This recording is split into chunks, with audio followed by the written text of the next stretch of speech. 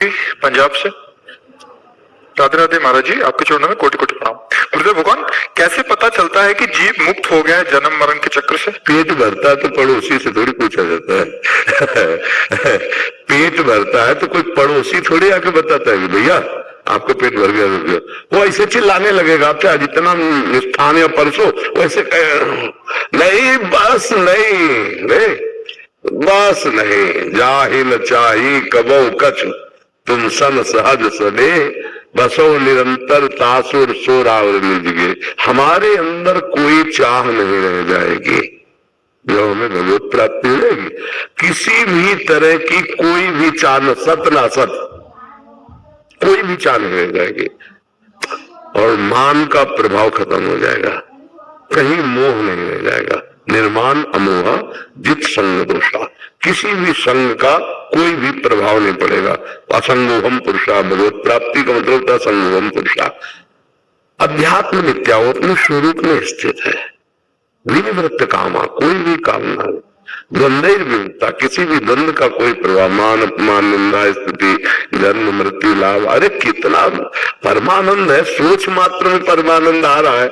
वैराग्यवान को जो सुख होता है विषयी पुरुष क्या जाने। जो ब्रह्म ज्ञानी को सुख होता है वो नाना प्रकार के भोग कैसे जान सकता है। भोगेश्वर प्रसक्ता नाम तया प्रहत चेतसाम, जो सायात्मिका बुद्धि समाधोन विधि होते वो क्या जानेगा। जो ईश्वर भोग में चित्त का अपहरण हो गया है वो चित्त क्या जाने भगवान की महान अनुभूति या ब्रह्म अनुभूति। तो जब कभी किसी को भगवत प्राप्ति होती है तो अपनी ही भगवत प्राप्ति कोई और थोड़ी होती है, वो तो अपनी प्राप्ति। भाई प्रभु कौन है? देखो, मैं को ब्रह्म बोलो या मैं को श्री कृष्ण बोलो, मैं था, मैं ही रहूंगा, मैं ही मैं हूं। आप बोलो मैं ही मैं हूं, वही मैं है। अब उसे आगे कुछ भी लगाओगे, आप आगे कुछ भी लगाओगे फंस जाओगे।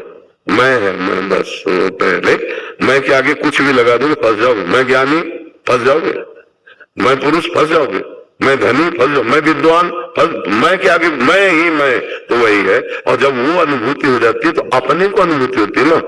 तो जाने मोरी छाती अपने आप अनुभव में, तो वो किसी और के जला ले, अपने अंदर आ जाता, अपना काम हो गया, अपने अंदर आ जाता है। जब हम छक जाते हैं तो अपने अंदर आ जाता है। और अगर नहीं समझ में आता है तो शास्त्रीय सिद्धांत है, थर्मामीटर डाल के देख लो। निर्माण मोहा जित संग दोषा अध्यात्म नित्या विनिवृत्त कामा द्वंद्व विमुक्ता सुख दुख संगई गच्छन तमोधा। ये परम पद में अव्यय पद में स्थित महापुरुष के लक्षण होते हैं। भगवत प्राप्ति का मतलब यही है। इससे देख लो, अगर ये लक्षण है तो आपके अंदर भगवत प्राप्ति जागृत हो गई, अर्थात आप स्वरूप बोधवान हो गए या भगवत दर्शन कर लिए। मेरी बेटी की मृत्यु हो गई 4 साल की। नाम जप करो। और पहली बात तो हम तुम्हें ये बता देते हैं, इस लोक का तुम्हें नाम याद है जहां तुम रह रहे हो?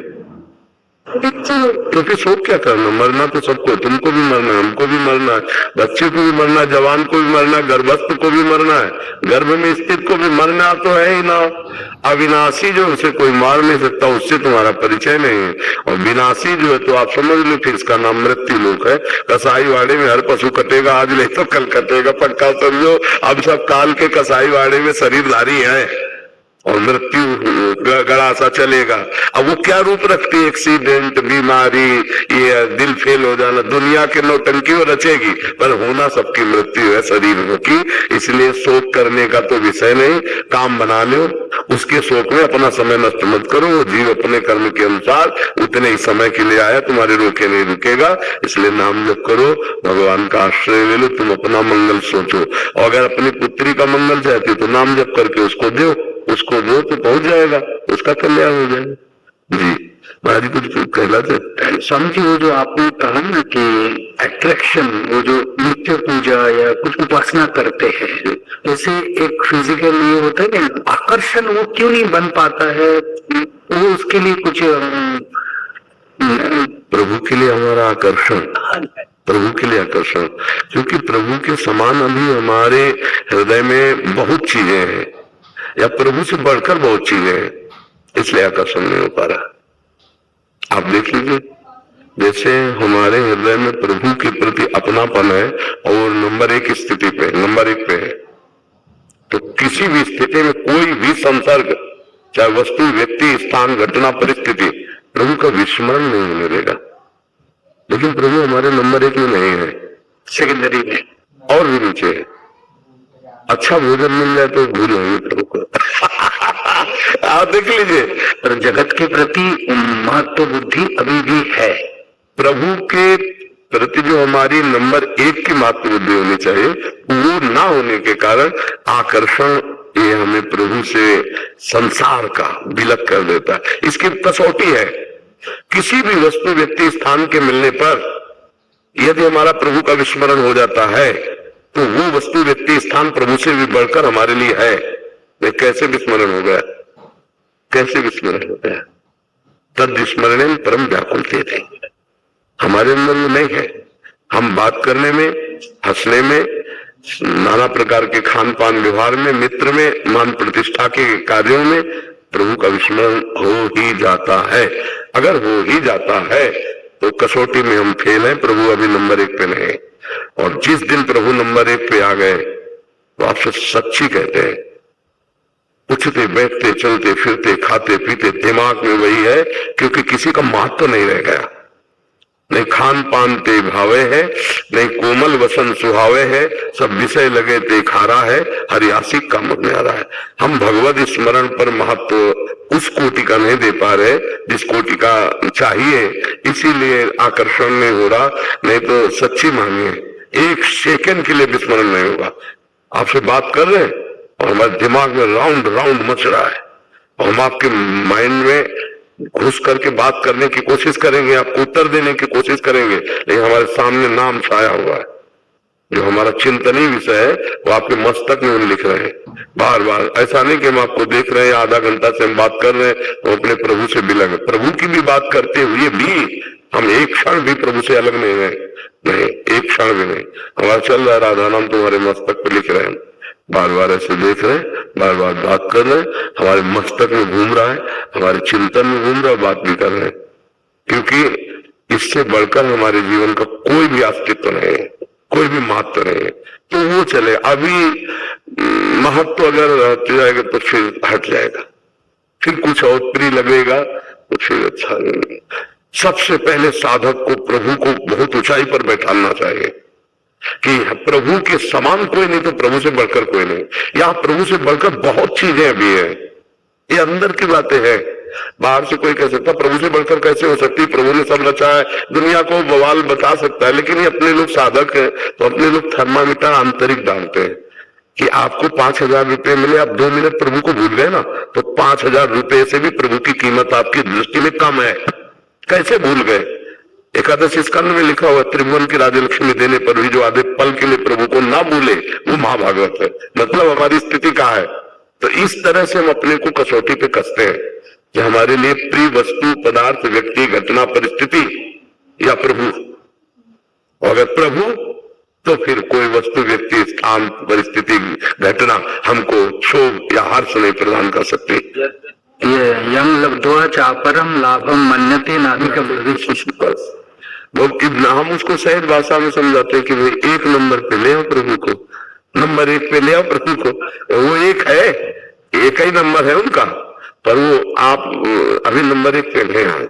तो इसीलिए वो खुल करके से सहज में, जिसके हृदय में बात आ गई कि नाम भगवान का, इससे बढ़कर कोई लाभ नहीं, भगवत प्राप्ति से बढ़कर कोई लाभ नहीं। अब कैसे भूलेगा? काम नारी प्यार जीव लोगी जीव प्रियदाम, वो 8 पैर सतत उसी का चिंतन करेगा। तो हम लोगों को एक चालबाजी फंसाती है मन की। चतुर वही है कि मन पहले भगवत प्राप्ति, बाद में तो सब हो ही जाएगा, पहले भगवत प्राप्ति। जब लग भगवत प्राप्ति नहीं तब लग चैन नहीं। नारायण हरि भजन में 5 में सुखत विषय भोग निद्रा हसी जगत प्रीति भोग, ये सब अच्छा नहीं लगता। धन्य भाग है जो निरंतर अव्यर्थ कालत्वम, एक क्षण भी व्यर्थ न जाए। हाँ, शांति अव्यर्थ कालत्वम विरक्तिर माम शून्यता आशा बंदा समुत्कंठा नाम गाने सदा रुचि आसक्ति तद्गुणाख्याने प्रीति सर्वसति स्थले, अपने आप अनुराग जागृत हो जाएगा। हम उस मार्ग में चले, भाई बिहारी जी के मार्ग में चलेंगे तो बिहारी जी मिलेंगे, अब चले ऐसी छठी करा तो बिहारी जी कभी नहीं मिलेंगे प्रगट में, हमें इधर जाना होगा। तो हमें दिशा चयन करनी है, हमें वही गति से चलना है जिसमें हमारे महापुरुष चले, जिस रीति से, जिस श्रवण कथन मनन चिंतन रातों पहर अपने प्रभु का, तो फिर प्रभु समा जाते हैं दिमाग में। वही बोलो, वही सुनो, वही चिंतन करो, वही नहीं आ जाएगा। अब थोड़ी देर तो चिंतन मनन एक नियमावली के अनुसार किया गया और कथा वार्ता किया गया मान सम्मान के लिए, तो फिर भोग विलासिता में बुद्धि फंस जाती, भगवान की प्रीता में जागृत। और आठों पहर अगर भगवान में चित्त को जोड़ा जाए तो बहुत जल्दी भगवदानंद की अनुभूति हो जाए और भक्त को विशुद्ध बोध होता है, विशुद्ध बोध होता है, क्योंकि जो है उसका तो बोध हो जाएगा ना। और ये भी आखिरी में चल के सेवक स्वामी भाव नहीं रहता, आखिरी जब आता है ना बिल्कुल एकदम पूर्णता, तो उसमें ब्रह्म नहीं, माया नहीं, नहीं जीव नहीं, काल अपनी उसु दिना रही, एक रहे हो नंदलाल। वो जैसे उन्हें कहते शिवम तो कृष्णोम, तो मैं खो गया वही रह गया। सवाल हल होने पर एक ही बचना चाहिए, जब तक एक नहीं बचेगा सही सवाल नहीं है, कोई हासिल छूट गया आपका, एक बचना चाहिए शेष पूरा सवाल हल होने पर, क्योंकि सवाल शुरू हुआ था एक से, एक हम बहुश्यामा, अब हमें बहुश्यामा से एक हम में आना ही है, तभी सवाल हल होगा, चाहे भक्ति से आओ, चाहे ज्ञान से आओ, चाहे जिस मार्ग से आओ। एक वासुदेवा स्वरमित समात्मा सुन लगा, एक ब्रह्म द्वितीय नास्ते। देखो गोस्वामी जी आ गए, जड़ चेतन जगदीव जत सकल राम, सवाल हल हुआ, नहीं हल हुआ, एक आ गया।